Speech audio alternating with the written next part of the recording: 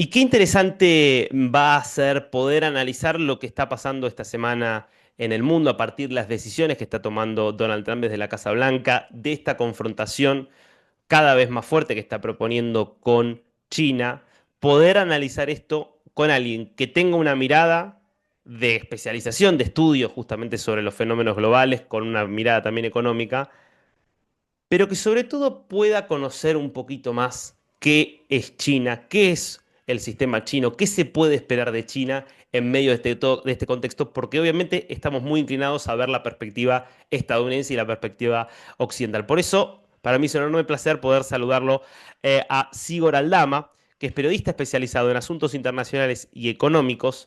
Él es español, vasco, pero durante más de 20 años vivió en China y trabajó desde China como corresponsal, con lo cual me parece que tiene una mirada que va a resultar muy, pero muy interesante. ¿Cómo estás, Sigor? Un enorme placer saludarte. Hola, ¿qué tal? ¿Todo bien por aquí? Bueno, quisiera empezar esta charla, Sigor, em, preguntándote a ver, pasaron muchas cosas, obviamente, esta semana, en realidad esto empezó hace bastante tiempo, desde que Trump asumió por lo menos, pero digo, si eh, tuviéramos que tomar los hechos de esta semana con las idas y venidas por parte de Donald Trump, ¿qué es lo que ve China de todo lo que está pasando? ¿Qué es lo que ve China? Y me estoy refiriendo aquí al gobierno chino, a las autoridades que toman decisiones en China, de estas idas y vueltas que hizo Donald Trump y de las medidas que en definitiva termina imponiendo. Bueno, he tenido ocasión de hablar con diferentes ciudadanos chinos, algunos con responsabilidades, otros ciudadanos de a pie, y todos coinciden en señalar que ya se esperaba en esta situación. Y eso es porque la guerra comercial de Donald Trump no empieza ahora en su segundo mandato, sino que arrancó en el primer mandato que tuvo. Allá en el año 2018 ya impuso los primeros aranceles a China, ya declaró esa guerra que no solo fue comercial, también fue una guerra tecnológica. Seguramente muchos recuerden, ¿no? De lo que pasó con Huawei, El pues el 5G. gigante tecnológico, eso es, de China al que expulsó del mercado estadounidense y trató de expulsar también del mercado de muchos otros países aliados de Estados Unidos, ¿no? Entonces, en este tiempo, en el tiempo en el que Joe Biden ha estado de presidente de Estados Unidos, ha sido interesante ver que Biden no retiró los aranceles que había Mm, impuesto Donald Trump. Y Donald Trump en la campaña electoral ya advirtió de que iba a imponer un arancel del 60% a todos los productos chinos, con lo cual en Pekín ya sabían cuáles eran las intenciones, por mucho que, bueno, pues a Trump al final muchas veces no se le toma en serio, ¿no? Porque mm, habla eh, de esta forma, muchas veces lanza ideas que son completamente descabelladas, pero sabían que en el caso de los aranceles iba en serio, porque ya lo había hecho. Entonces, en China lo que han hecho ha sido prepararse, mm. diversificando, buscando nuevos mercados, buscando una relación más estrecha con el sur global, que es muy importante para China. Y ahora yo creo que vamos a ver también un acercamiento entre China y la Unión Europea. Lógicamente, Estados Unidos es un mercado muy importante para China y las empresas Mm. que, bueno, que vendan en Estados Unidos van a sufrir. Por ejemplo, no sé, en el comercio electrónico, si pensamos en AliExpress, en Temu, en Shein, son empresas que van a estar muy afectadas porque sobre todo tienen su mirada en el campo, en el mercado occidental y ahora con unos aranceles que en este momento ya veremos cuando, Claro. cuando se emita esto, ¿no? Ya veremos cuál es, ¿no? Pero de momento estamos en el 145% de aranceles. Si ya el 60% que anunció durante la campaña electoral se antojaba como algo, una locura, pues el 145% es una forma de echar a los productos chinos del mercado estadounidense. Y yo ahora, bueno, el presidente del gobierno de España ha coincidido que está de viaje en Vietnam y en China.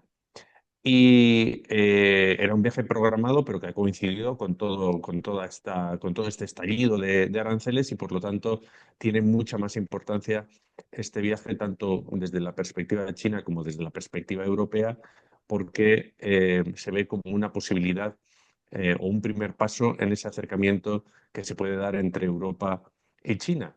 Al fin y al cabo, bueno, Estados Unidos está declarando la guerra comercial no solo a sus rivales como China, sino también a sus aliados.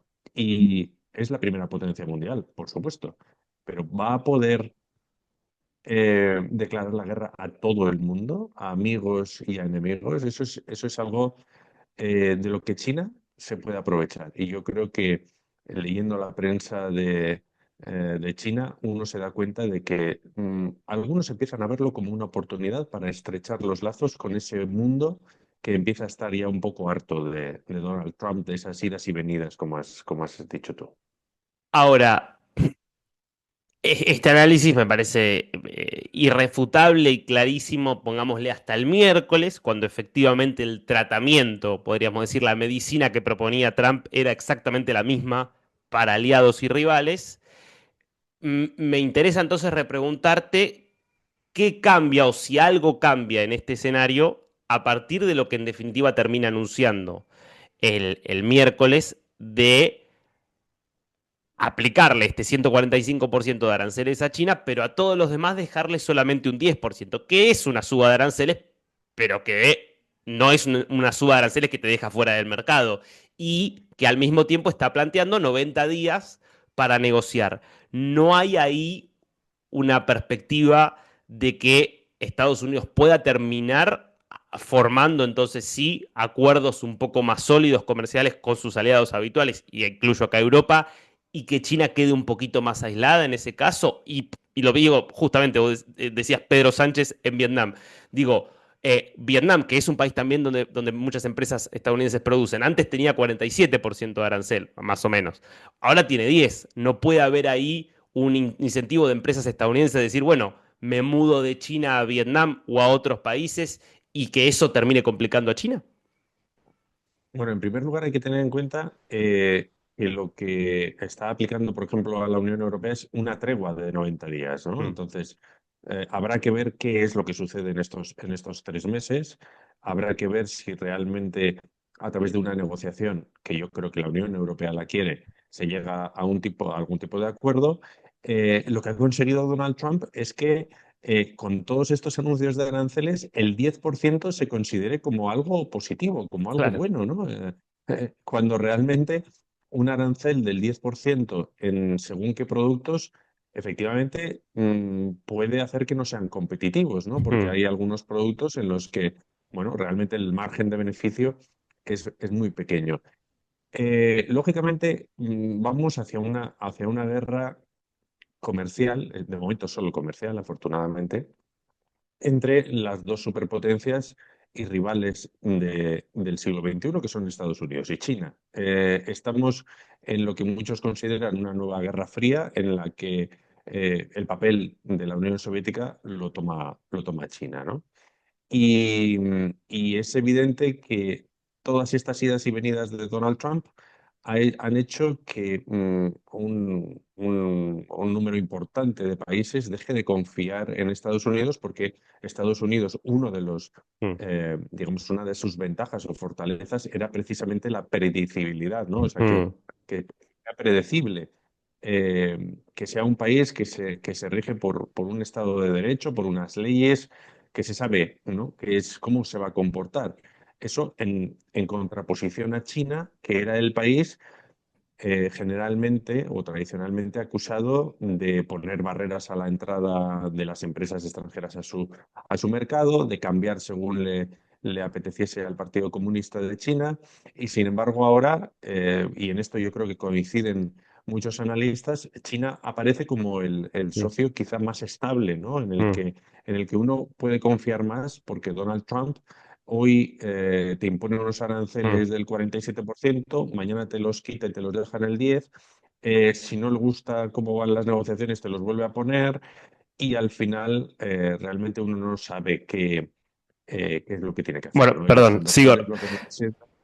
No, para aportar a esto que está diciendo, de hecho, la estrategia discursiva de China es muy interesante. Digo, China oficialmente lo que está haciendo es decir, Estados Unidos está rompiendo las reglas del comercio internacional, está rompiendo las reglas de la Organización Mundial del Comercio, y la embajada china en los Estados Unidos difunde videos de Ronald Reagan, es decir, básicamente un emblema del pensamiento conservador estadounidense defendiendo el libre comercio y en contra de los aranceles. Digo, muy en línea con esto que vos estás planteando de hoy China presentándose como el socio confiable versus a Estados Unidos, ¿no?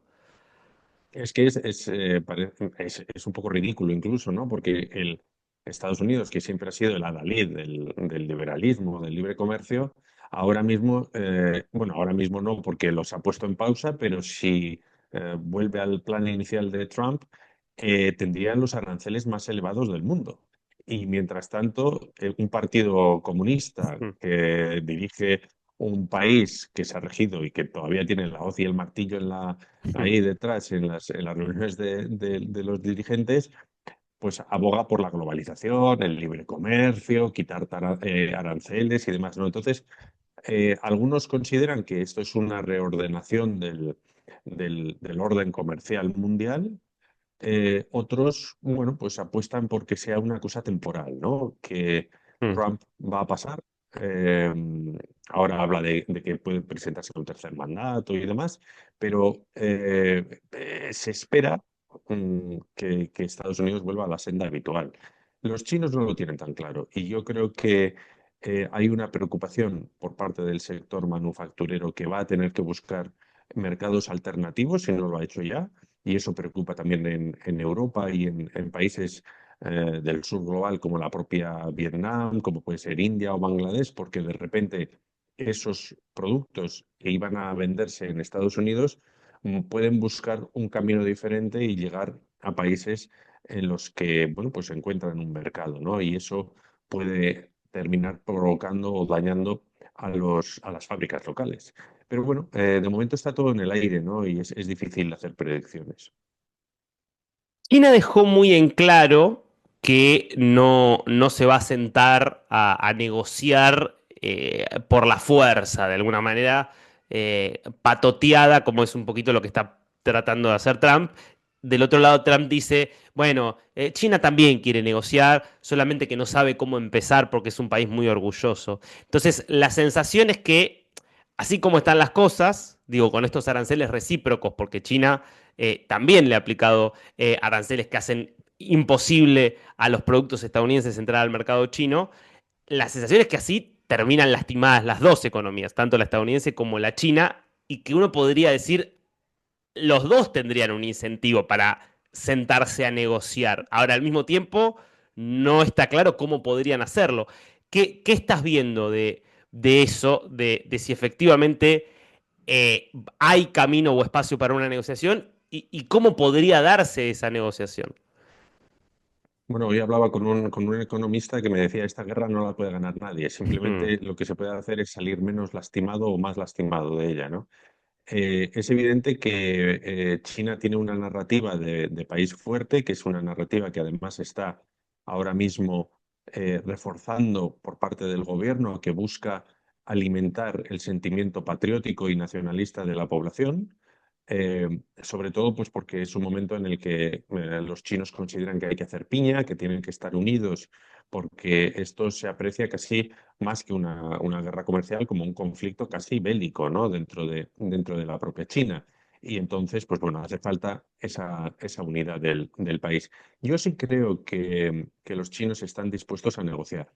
Lo que creo es que no están dispuestos a hacerlo públicamente o como Mm, lo suele hacer Donald Trump, porque hay, chocan muchísimo, ¿no?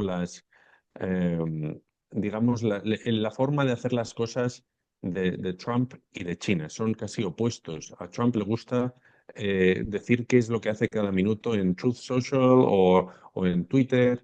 Y a los chinos lo que les gusta es todo lo contrario, ¿no? Es hacer las cosas con calma, sin cámaras. eh, y eso es algo que se ve en cualquier tipo de negociación. O sea, las empresas con las que suelo hablar normalmente, pues bueno, siempre cuentan esto, ¿no? Que les gustan las negociaciones largas, mm, sosegadas. Y claro, Donald Trump, pues para eso supone un reto. Y luego también es cierto que el Partido Comunista no es un partido democrático. Entonces, una de las formas de legitimarse que tiene el Partido Comunista en China, primero, es mejorando el bienestar de la población y segundo, también dando una imagen de fortaleza. Con lo Mm. cual, si ahora mismo aparece Xi Jinping y dice que se va a sentar o que va a Claro. llamar a Donald Trump, eso sería un signo de debilidad que no le gustaría, sin duda, al gobierno chino. Claro, uno diría, bajo ningún concepto China se va o Xi Jinping podría ponerse en una situación donde le pase algo parecido a lo que le pasó a Volodymyr Zelensky en el Salón Oval de la Casa Blanca, digamos. Por supuesto. Y además hay que recordar que los chinos tienen eh, muy imbuido, ¿no? En su propia mentalidad el siglo de humillación que sufrieron a manos de las potencias Mm, extranjeras después de las guerras del opio con Reino Unido. Y eso es algo que, aunque no lo han vivido, lógicamente, porque fue hace mucho tiempo, se les recalca una y otra vez desde que son muy pequeñitos y por lo tanto una capitulación, ¿no? Frente a un presidente que muchos consideran ridículo como es Donald Trump, sería una humillación nacional que no pueden mm, permitirse y por eso, mientras otros países no tienen tanto reparo en sentarse a negociar o incluso en hacer concesiones inmediatamente para que Donald Trump evite esos aranceles, China lo que dice es nosotros vamos a luchar hasta el final. mm. A ver, más allá, digamos, de la cuestión más coyuntural de lo que está pasando en estos días y de esta disputa muy, muy personalizada, está claro que Estados Unidos decidió hace tiempo que China es su principal rival geopolítico, y que es un rival al que hay que contener de mínima. Por eso mismo, como antes planteabas, Biden continuó algunas de las políticas que había iniciado Trump en su primer mandato respecto de China y en algunos casos hasta profundizó otras. En esa disputa, a ver, ¿a quién ves de alguna manera en mejores condiciones de terminar prevaleciendo? ¿A quién ves, y digo, pensando un poquito a mediano y largo plazo, en condiciones, digamos, más sólidas como para terminar mejor parado, aún pagando costos altos? Bueno, yo creo que Donald Trump cuando abrió esta guerra comercial, vio las estadísticas del comercio entre China y Estados Unidos y dijo, bueno, por cada $3 que le compramos a China, le vendemos uno, con lo cual nosotros tenemos menor exposición al comercio con China y tenemos las de ganar, porque con los aranceles, lógicamente, el que más te vende, más sufre. Y la balanza está muy desequilibrada, por lo tanto, pues bueno, dijo, los aranceles me van a ayudar a equilibrar la balanza comercial. Luego, también hay una guerra tecnológica de esa contención que has mencionado y que los líderes chinos critican porque dicen, bueno, podemos coexistir en el mundo, ¿no? No tiene por qué ser siempre Estados Unidos la potencia hegemónica que salga ganando, ¿no? Eh, y a largo plazo yo creo que Estados Unidos puede salir perjudicada. Y para eso tengo que explicar que el principal problema es que Donald Trump lo que quiere es equilibrar la balanza comercial y conseguir que las empresas que se fueron de Estados Unidos para producir en países más económicos regresen a Estados Unidos. Pero yo creo que esa parte es imposible porque realmente, y ha sucedido algo parecido en Europa, el tejido productivo se ha destruido, no contamos con la mano de obra bueno, pues adecuada para volver a ponerlo en marcha. Y luego además no somos ni tan productivos ni tan competitivos y muchas veces ni siquiera tenemos la tecnología tan avanzada que utiliza China y que se está extendiendo ya a países como Vietnam, Mm, Indonesia o India. Entonces, a largo plazo, lo que ha conseguido Donald Trump eh, tratando de contener a China y poniéndole tantas barreras, es que China se dé cuenta de que tiene que desarrollar sus propias tecnologías sin mm, depender de otros países exteriores. Entonces, así, le han puesto barreras para acceder a los chips. ¿Qué ha hecho? Desarrollar los suyos propios. Le han puesto barreras para muchos otros asuntos tecnológicos, ¿no? Pues ¿qué hace? Bueno, ha conseguido formar a la población tanto dentro como fuera de China, tiene mucho talento, tiene dinero para invertir en investigación y desarrollo y lo que ha hecho es, bueno, tratar de ser autosuficiente, tratar de desarrollar todo aquello que necesite para no depender, sobre todo de Estados Unidos y de Europa, pero en general de todo el mundo. Y lo ha conseguido, o por lo menos lo está consiguiendo, con lo cual Donald Trump y Estados Unidos, porque con Joe Biden sucedió lo mismo, yo creo que se está pegando un tiro en el pie. Si antes China decía, bueno, yo voy a comprar estos componentes o esta tecnología de Estados Unidos porque me cuesta menos que desarrollarla por mi Mm, cuenta. Ahora dice, no, no, yo tengo que desarrollar esta tecnología por mi cuenta porque en cualquier momento me cortan el suministro de los chips y vuelvo no a la Edad Media, pero efectivamente esto va a complicar, ¿no? mi desarrollo. Con lo cual, a largo plazo, puede ser que resulte negativo para Estados Unidos porque, aunque ahora le esté costando más, en el futuro China va a estar mucho mejor preparada para hacerle frente a Estados Unidos en todos los ámbitos. Y ese incluye también el mm. militar, porque el militar, al final, con la cuestión de Taiwán de por medio, con los chips de por medio y con todos estos problemas que se están agudizando ahora, es una cuestión a la que hay que prestar atención. Y la tecnología en el ámbito militar es, vamos, clave en la guerra. Sin duda. Ahora después te quiero preguntar por los desafíos internos que tiene China, porque también es cierto que China también está encontrando sus propias dificultades, como toda potencia en algún momento los encuentra, pero quiero centrarme en un poco lo que vos acabas de destacar. La verdad que uno ve las estadísticas del progreso que ha hecho China en los últimos 30 o 40 años no sé si hay algo comparable por la velocidad, sobre todo, del progreso en términos de crecimiento económico, de avance tecnológico, de avance militar, pero digo, lo tecnológico es muy impresionante. Lo que vos decías de los chips, le sacan los chips, entonces desarrolla sus propios chips. Sin chips creyeron que no iba a poder desarrollar inteligencia artificial y saca un modelo de inteligencia artificial que es tan competitivo como el de los Estados Unidos o el de las distintas empresas estadounidenses, pero mucho más barato. Entonces digo, es realmente muy impresionante. Me interesa mucho que nos cuentes, como tu experiencia de haber conocido y haber vivido ahí, si vos tuvieras que decir cuáles son los factores que explican que China haya podido hacer ese semejante salto en todo sentido. ¿A qué lo atribuís? ¿Son cuestiones de las medidas que tomaron? ¿Tiene que ver con la cultura y la idiosincrasia? ¿Tiene que ver con las instituciones? Digo, ¿por dónde explicás vos las particularidades de ese éxito que es indiscutible? Yo creo que es una suma de factores, ¿no? Has mencionado algunos de ellos. La idiosincrasia de la población, sin duda, la población china es muy trabajadora, muy emprendedora, hasta cierto punto también sacrificada. Y luego el gobierno chino, que no soy yo especialmente un fan de las dictaduras, pero hay que reconocer que el gobierno chino ha sabido dirigir los esfuerzos del país, tanto de su sector empresarial como de la ciudadanía, en la dirección adecuada. Y lo ha hecho, y eso es una ventaja, lógicamente, de las dictaduras, con planes a largo plazo. El gobierno chino hace planes quinquenales, o sea, cada 5 años marca el rumbo que va a seguir el país, pero luego tiene unos planes todavía más ambiciosos a más largo plazo, ¿no?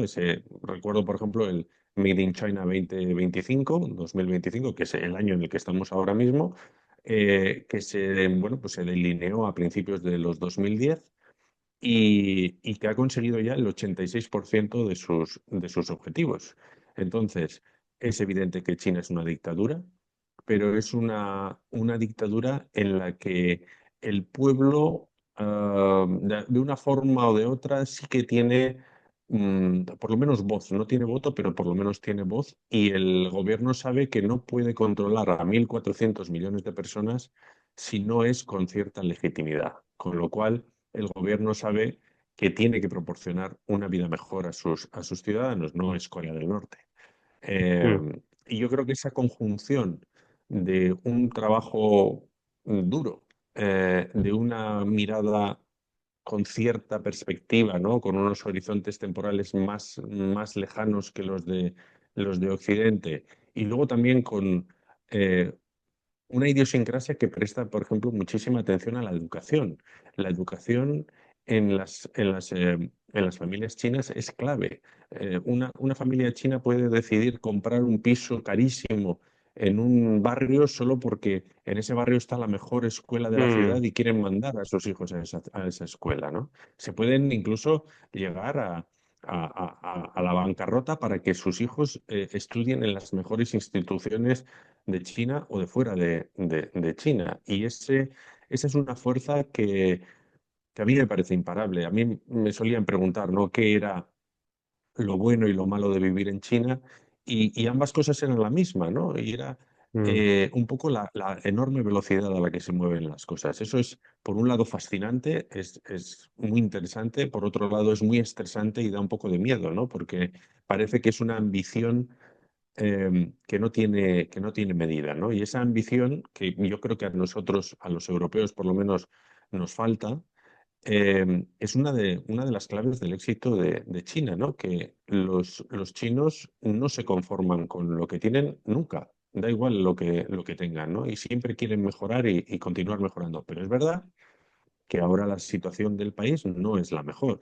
Estos aranceles de Trump llegan cuando China crece menos, cuando hay un paro mm, juvenil muy elevado, mm, con una generación, unas generaciones de gente joven que ya no son las generaciones que vivieron el gran salto adelante, la revolución mm. cultural. Estos son Más personas que frágiles, nacieron, sí, más efectivamente, acomodados. personas que nacieron después de la matanza de Tiananmen, en los 90, en los 2000, que solo han vivido una bonanza, que tienen ya unas aspiraciones más propias de la población occidental y que ya no están tan dispuestas a sacrificarse como sus padres y como sus abuelos, ¿no? Entonces, ahí creo que Xi Jinping, que ya les ha dicho que se tienen que tragar un poco también como dijo, tragarse bueno, pues la tristeza o que tienen que ser más sacrificados, ¿no? Les dijo, porque hay incluso algunos movimientos que llaman a no hacer nada, o sea, a evitar esta competitividad, esta competencia tan elevada que ha habido en la sociedad china y dedicarse a tirarse en el sofá. Life Perdón, path, le dijo. En China hay un En China, movimiento que está proponiendo no hacer nada. efectivamente. Hay un movimiento de gente joven que está cansada porque se da cuenta de que está perdiendo la juventud, la adolescencia, dedicándose únicamente a Mm. estudiar para tener éxito en un sistema que es excesivamente competitivo. Y entonces, además dicen, bueno, y después de todo este esfuerzo, igual tengo, permítanme la expresión, un trabajo de mierda. Eh, entonces, no merece la pena. Hasta ahora ha merecido la pena el esfuerzo porque Mm. se veía cómo se iba progresando y cómo se iba mejorando la calidad de vida, sobre todo en comparación con las generaciones anteriores. Pero ahora, con ese crecimiento mucho más bajo, con esos problemas que hay en el desempleo, hay gente joven que dice, bueno, yo no quiero participar en esta sociedad tan competitiva que lleva a tanta gente al suicidio. Yo lo que quiero es vivir la vida lo mejor posible, lo más tranquilo posible, y entonces es esta expresión de echarse en el sofá y, bueno, retirarse de la competición. Qué interesante lo que estás contando, Sigor. A ver, porque en definitiva son los problemas que empieza a vivir una sociedad cuando se vuelve desarrollada, un país cuando llega a un alto nivel de desarrollo. Uno podría decir, esta cosa de la cultura del esfuerzo que permitió un enorme nivel de desarrollo, pero que ya no está presente en las generaciones siguientes, uno puede decir, bueno, Europa y Estados Unidos lo vivieron hace 30 años, digamos, cuando cuando la generación que vivió la guerra, de alguna manera es relevada por la generación siguiente. Ahora, ¿no hay un riesgo alto allí entonces en China? Porque a mí el ejemplo que se me viene a la cabeza inmediatamente mientras hablas es Japón. Japón, 70s, 80s, era una cosa impresionante el nivel de desarrollo, avance, crecimiento económico, tecnología, era visto como la gran amenaza. tecnológica, si se quiere, para Estados Unidos, hasta que llegó una fase de desarrollo y desde ese momento entró en una fase, por muchos problemas diferentes, de un estancamiento enorme que no lo hacen que haya dejado de ser un país desarrollado, porque lo sigue siendo claramente, pero donde claramente también perdió peso en la economía global. ¿No puede haber un riesgo allí de que a China le termine pasando eso? Yo creo que no, por lo menos todavía no. Creo que no porque, en primer lugar, todavía China no es un país desarrollado como Japón. Es verdad que hay estos problemas entre las juventudes y además una cosa adicional es que estas generaciones jóvenes no han vivido ninguna crisis. Tú eres argentino. Yo creo que Licenciatura en tanto crisis. argentinos, eso es, tanto argentinos como españoles estamos acostumbrados a vivir en crisis, a vivir con un cierto nivel de bienestar, sí, pero conscientes de que hay muchas dificultades y de que el futuro muchas veces no se plantea mejor que el pasado, ¿no? Y en cambio los chinos han tenido la sensación de que el futuro siempre iba a ser mejor, e iba a ser además mucho mejor. Entonces, una crisis en China y los aranceles, volviendo un poco a los aranceles de Donald Mm, Trump, pueden ser un elemento que añada tensión a este momento que ya es delicado. No sabemos muy bien cómo se desarrollaría, ¿no? ¿Qué es lo que ocurriría en China con una crisis económica? Ese es un mm, gran interrogante que no sabemos cómo se resolvería. ¿Qué pasa? Que a la diferencia de lo que sucede en Japón también, Japón es una sociedad mucho más jerarquizada, es una sociedad mucho más corporativista desde el punto de vista de que me da la sensación de que tiene menos emprendimiento. mm, Y en cambio China realmente es un poco caos, ¿no? Pero en ese caos hay quizá más ambición también y mm, luego ese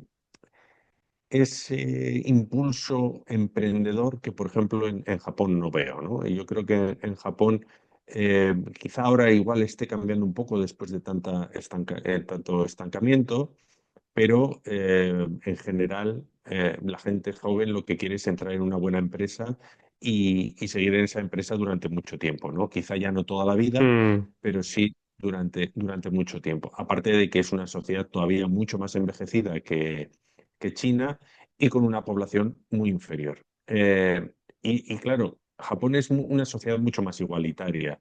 El nivel de vida en Tokio y el nivel de vida en un pequeño pueblo del sur, pues no es tan diferente. En China todavía las diferencias sociales son muy importantes entre las grandes ciudades y el campo, con lo cual todavía queda una importante parte de la población que necesita desarrollarse y que sigue teniendo esa capacidad de sacrificio que se está perdiendo en las ciudades. Con lo cual yo creo que todavía el estancamiento en el caso de China está un poco lejos. Aparte de que esas inversiones en tecnología de las que he hablado antes permiten también que el crecimiento del país no se base exclusivamente en las exportaciones y en las manufacturas, sino que también poco a poco vaya moviéndose hacia un crecimiento basado más en el conocimiento, en la tecnología, como es el caso pues, de Estados Unidos.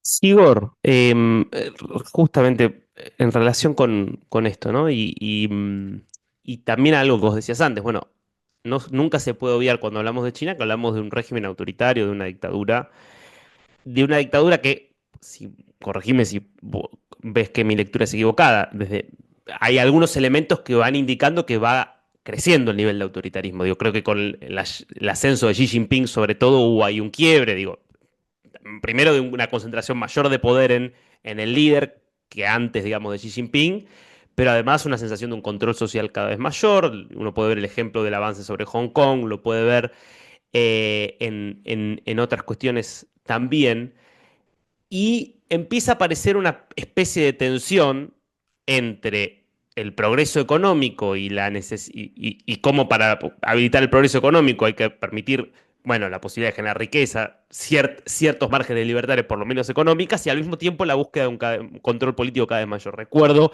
el caso de Jack Ma, que era el multimillonario más conocido, hasta que, dueño de Alibaba, ¿no? Hasta que un día hizo críticas a organismos regulatorios del régimen y quedó completamente corrido de la escena.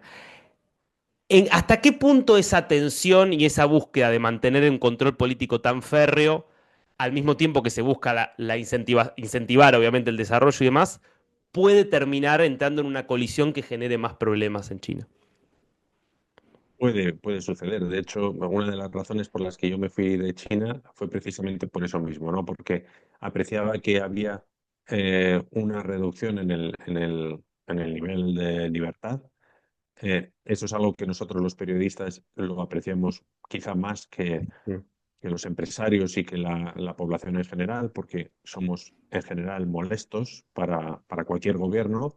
Y en el caso de China es evidente que con Xi Jinping ha habido una regresión, un retroceso en las libertades que hay en China. Ha habido un avance en el uso de tecnologías para controlar a la población y para controlar también, lógicamente, o cercenar incluso, ¿no? La libertad de expresión. Em, y eso ahora mismo está traduciéndose en la posibilidad de que Xi Jinping acabe convirtiéndose en un próximo Mao, mm, porque él mismo retiró el límite de 2 mandatos que estaba establecido en la Constitución de China para acceder al tercero. Ahora mismo Xi Jinping, si así lo desea y nadie lo impide, podría ser presidente de China de por vida, lo mismo que fue Mao, ¿no? Mao Zedong. Entonces, esto yo creo que es un problema, ¿no? Porque la innovación siempre requiere lo has dicho muy bien, de un cierto grado de libertad, porque si no hay libertad, think out of the box, ¿no? Que mm, dicen los ingleses, ¿no? Pues realmente lo que están creando son robots, eh, pues a los que les va a faltar esa imaginación necesaria, ¿no? Para poder crear cosas nuevas. Y yo creo que hay una generación de jóvenes que ha tenido mucho más contacto con el mundo occidental, que mm, conoce otros sistemas políticos y económicos, que se ve atraída por esos sistemas, pero que tiene dificultades para dar el salto, digamos, a la protesta porque se paga caro. claro. Realmente en China saltarse de la raya se paga caro. Pero eso no quiere decir que no pueda suceder, ¿no? Y yo siempre recuerdo lo que sucedió en octubre o noviembre de 2022, cuando Mm, un grupo importante de ciudadanos chinos se echó a la calle para protestar contra el gobierno chino y directamente contra Xi Jinping por la política del COVID-0, ¿no? ujú, Se hartó, vieron que en el mundo la pandemia había pasado, que el mundo estaba haciendo una vida normal y que China seguía autoinfligiéndose ese dolor de los confinamientos muy estrictos que estaban provocando problemas muy importantes en la economía, y salieron a la calle para protestar directamente contra el gobierno. ¿Qué consiguieron? Pues sorprender sobre todo al mundo mm, occidental, que pensaba que China iba a responder con los tanques como hizo con Tiananmen. Pero es que la China de ahora ya no es la del 89. mm, Y entonces China retiró esa estrategia de COVID-0 inmediatamente, con lo cual demostró que por lo menos sí que escucha a la gente. mm, Entonces, es un sistema complicado de explicar, porque muchas veces no tenemos las claves para entenderlo, ¿no? Desde la perspectiva occidental. Y siempre recuerdo que, por ejemplo, has mencionado Hong Kong. Cuando Hong Kong fue de vuelta a China en 1997, fue de vuelta con el sistema un país, dos sistemas, ujú, ¿no? De forma que Hong Kong iba a mantener su propio sistema pues judicial, político, económico, durante 50 años, antes de integrarse por completo en China, ¿no? En la República Popular. En ese momento, la gente asumió, desde la perspectiva occidental, que, bueno, para 2047, China, con la apertura económica que está protagonizando se parecerá mucho más a Hong Claro. Kong que al revés. Error. Se ha dado una apertura económica, una liberalización del mercado que no ha ido acompañada de una apertura política y de más libertad, ¿no? Que es lo que en nuestra mentalidad pues era lo Es que lógico, en porque Occidente fue de pensamos. la mano, digamos, pero es Eso otra es, cultura. y llenas primero el estómago y ya cuando tienes eso solucionado, entonces empiezas a pensar en otras cosas, más en política y demás, ¿no? Pero claro, es que China no ha sido nunca una democracia. Entonces, pues no hay esa necesidad. E incluso ahora mismo se puede protestar contra el gobierno, se puede protestar, como puede suceder, y no por eso se va a exigir democracia, porque Mm, no hay una alternativa al Partido Comunista Chino. No es como en España o en Argentina, que si hay una dictadura, hay alternativas, aunque estén escondidas, aunque estén en el exilio. En China no mm, las hay. Con lo mm. cual, pues bueno, muchas veces me preguntan, ¿cuánto tiempo va a estar el Partido Comunista en el poder? Pues no lo sé, pero desde luego no parece que vaya a ser poco, la verdad. Sí, Dama, muy, pero muy interesante conversación, realmente para entender un poquitito más acerca de China, que es evidentemente cada vez más importante en el mundo, pero que me parece que es bastante incomprendido todo lo que pasa en China. Por eso es tan interesante poder escucharte. Gracias, realmente ha sido un placer conversar con vos. Un placer también para mí, Darío.